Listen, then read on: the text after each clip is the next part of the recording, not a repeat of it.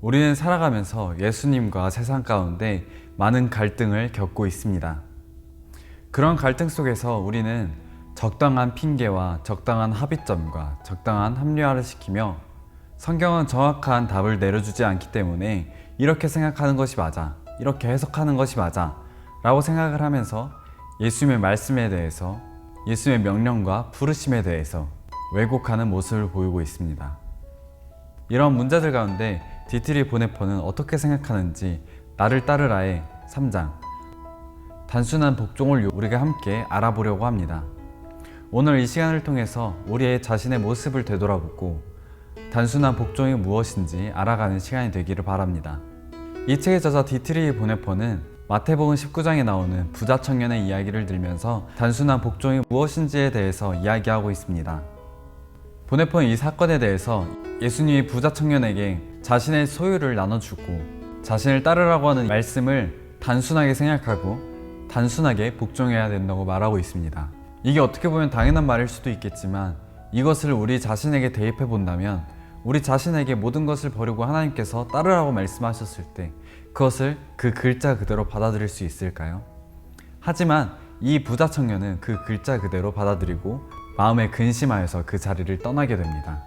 세관에 있던 레이를 부르셨듯이 배 위에 있던 베드로에게 내려오라고 말씀하셨듯이 예수님의 부르심과 예수님의 명령은 이 부자 청년에게도 똑같이 적용됩니다. 부자 청년에게 똑같이 요구하시는 것은 예수님의 말씀을 믿고 세상이 주는 어떠한 것보다 안전한 그 예수님의 말씀을 토대로 삼고 살아가는 것이라고 말하고 있습니다. 하지만 이러한 예수님의 말씀과 복종 사이에 많은 것들이 끼어들게 됩니다. 이성과 양심, 경건, 심지어는 율법과 성서적 원리까지도 이 말씀 가운데, 이 복종 가운데 끼어져 있습니다. 하지만 예수님께서 요구하시는 부르심은 이 모든 것들을 돌파하고 우리에게 복종을 요구하시는 것입니다. 예수님의 부르심은 단순한 복종을 요구하는 하나님의 말씀 그 자체였기 때문입니다. 보네퍼는 이러한 명령과 부르심을 부자 청년에게 하셨듯이 우리에게 똑같이 한다면 우리는 이러한 명령에 대해서 단순한 복종을 하는 것은 율법적인 것이기 때문에 거부하고 믿음 안에서 복종하는 것이 옳은 것이라고 생각할 거라고 말하고 있습니다. 이 믿음 안에서 복종한다는 것이 무엇이 잘못됐느냐라고 생각하실 수도 있겠지만 보네퍼가 말하는 이 믿음 안에서 복종하는 것은 이런 것을 의미합니다. 예수님께서 하신 명령은 율법적인 복종이 아니라 한 가지 곧 믿음뿐이라는 것이지 믿음은 가난이나 부나 이와 유사한 것에 대해 매이지 않아. 믿음 안에서 가난하게 살 수도 있고 믿음 안에서 부하게 살 수도 있어. 내적으로 재산의 구속을 받지 않고 재산에 집착하지 않는 것이 중요해. 따라서 예수께서 내 재산을 팔라고 명령하신 것은 이런 뜻일 거야. 이를테면 형식적으로 그러는 것은 사실 중요하지 않다는 것이지. 재산을 마음 편히 소유하되 소유하지 않은 것처럼 소유하는 것이 중요해. 재산에 집착하지 말라고 하시는 것이지 라고 생각하는 것입니다. 이 부분에 대해서 많은 분들이 이게 왜 잘못된 것이지? 라고 생각하실 수도 있을 것 같습니다. 왜냐하면 제가 이 부분을 읽으면서 이건 제가 봤을 때 잘못된 것이 없어 보였기 때문입니다. 그런데 만일 예수님께서 다른 모든 것들을 버리고 나를 따르라 라고 말씀하신다면 우리는 어떻게 받아들일까요? 예수님께서 내 직장, 내 가정, 내 민족, 내 아비, 내 고향을 버리고 나를 따르라 라고 말씀하신다면 우리는 그것에 대해서 글자 그대로 받아들일 수 있을까요? 단순한 복종, 올바른 복종을 하는 사람은 이 말씀에 대해서, 이 명령에 대해서, 이 부르심에 대한 응답은 그저 단순한 복종만 있을 뿐이라고 얘기할 것입니다. 예수님께서 우리에게 명령하시고 부르신다면 우리는 그것에 대해서 다른 것을 생각하고 다른 것들을 끼워 넣는 것이 아니라 단순하게 그 명령에 복종해야 하는 것이기 때문입니다. 하지만 이 명령에 대해서 믿음 안에서 복종만을 이야기하고 강조를 한다면 어떻게 대답할까요? 그 사람은 이렇게 대답할 것입니다. 우리는 예수님의 부르심에 대해서 무조건 진지하게 생각을 해야 해. 하지만 그 부르심에 대한 진정한 복종은 내가 내 직장과 가정 가운데 머무르면서 그분을 섬기는 것이 진정한 자유 속에 있는 것이야 라고 이야기하는 것일 것입니다. 그렇기 때문에 보네퍼는 이러한 믿음 안에서의 복종을 의미하는 것이 단순한 복종, 즉 글자 그대로의 복종을 왜곡하고 의도적으로 파기하는 것이라고 말하고 있습니다. 사실 제가 그동안 생각하고 해왔던 복종은 이러한 모습의 왜곡한 복종의 모습이었던 것 같습니다. 그럴듯한 핑계와 합리적이라고 생각이 드는 그런 이유들을 대면서 단순한 복종을 거부하고 불순종하며 제 입맛대로 해석하고 복종을 왜곡하고 의도적으로 파기하는 것이었습니다. 왜냐하면 사실 이러한 예수님의 부르심과 복종은 많은 것들을 포기해야 하고 많은 것들을 희생해야 하기 때문입니다.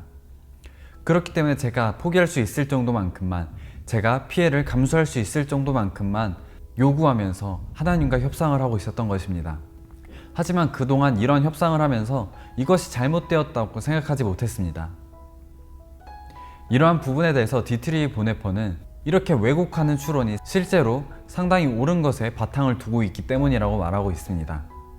예수의 명령에 대해 합리화할 때도 사실 우리는 정말 말도 안 되는 그런 일들에 대해서 합리화하지 않고 이유를 대지 않습니다. 우리 자기 자신이 용납할 수 있고 설득될 수 있을 만한 그런 이유들, 우리 주변의 사람들이 그것을 듣고 아 그러면 그 말씀에 복종하기 힘들지, 그 말씀에 순종하기 힘들지 라는 생각을 가질 수 있을 만큼의 그런 이유들을 대고 불복종하기 때문입니다. 하지만 예수님의 부르심과 명령은 이러한 모든 이유들에 얽매이지 않고 그런 이유들에 타협하지 않으십니다. 모든 부르심은 가난이나 부, 기혼이나 미혼, 취직이나 실직에 영향을 받지 않고 그것에 달려있는 것이 아니라 오직 예수님을 믿는 믿음 안에 달려있는 것이기 때문입니다. 보네퍼는 재산을 소유하는 것이 재산을 포기하는 것보다 더 어려운 길이라고 말하고 있습니다. 심지어 이것을 모르는 자들은 예수님의 말씀을 역설적으로 해석하고 이해할 자격이 없고 권리가 없다고 이야기하고 있습니다. 우리가 예수님을 제대로 따르기 위해서는 예수님의 말씀에 단순히 복종하는 것이 더 쉬운 일일 것입니다. 만일 우리가 예수님을 진정으로 따르고 제대로 복종할 것이라고 말하지만 이러한 역설적으로 이해하는 복종 안에서, 믿음 안에서 예수님을 따른다고 말한다면 그것은 정말 어렵고 예수님을 따르기 불가능에 가까운 일들이 될 것입니다. 그렇기 때문에 보네퍼는 우리가 먼저 예수님의 복음에 대해서, 예수님의 부르심에 대해서, 예수님의 명령에 대해서 단순히 이해하는 것이 필요하다고 이야기하고 있습니다. 이렇게 어떠한 부르심이나 명령에 대해서 단순히 이해되는 것이 포함되어야지만이, 우선되어야지만이 우리는 단순한 복음을 왜곡하지 않고 합리화시키지 않고 예수의 명령에 대해 복종할 수 있을 것이라고 말하고 있는 것입니다. 우리가 예수님의 부르심에 대해서 역설적으로 이해하는 것은 구체적인 복음을 회피하게 하는 해결책에 불과하다고 말하고 있습니다. 그런 해결책을 통하여서 우리가 사실은 불순종하고 있지만 순종하고 있다고 믿게 된다는 것이 우리의 문제점입니다. 그렇기 때문에 보네퍼는 역설적으로 이해하는 것이 반드시 그 명령 그대로, 글자 그대로 이해하고 복종하는 것이 우선되어야 된다고 말하는 것입니다. 이러한 예수님의 부르심에 대해서 우리는 어떻게 반응하고 어떻게 응답하게 될까요? 저 같은 경우에 예수님의 부르심과 명령에 대해서 왜곡하고 역설적으로 이해하는 것이 저의 방법이었습니다. 부자 청년은 예수님께서 자신의 소유를 팔아 가난한 자들에게 나눠주고 자신을 따르라고 하는 그 말씀을 곧이곧대로 받아들였습니다. 그렇기 때문에 근심하고 떠난 것입니다. 하지만 저의 모습은 이러한 부자 청년의 모습과는 달랐습니다. 저는 적당히 예수님의 부르심에 대해서 타협하고 왜곡해서 예수님을 따르는 것이 저에게 그리 어렵지 않게 만들었던 것입니다.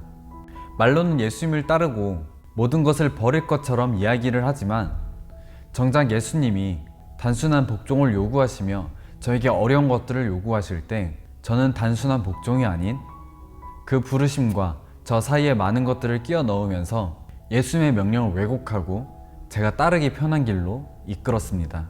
그 부름을 주셨을 때 하는 생각은 이 말씀은, 이 명령은 지금 나의 삶 가운데 적용하기 조금 어려워. 왜냐하면 내 삶은 너무나도 복잡해서 이 말씀은 구체적이지 못해서 내 삶 가운데 적용하기 어렵기 때문에 내가 좀 더 해석하고 내 삶에 맞춰서 변형을 시켜야 돼 라고 생각을 했던 것 같습니다. 하지만 예수님의 명령과 부르심은 구체적입니다.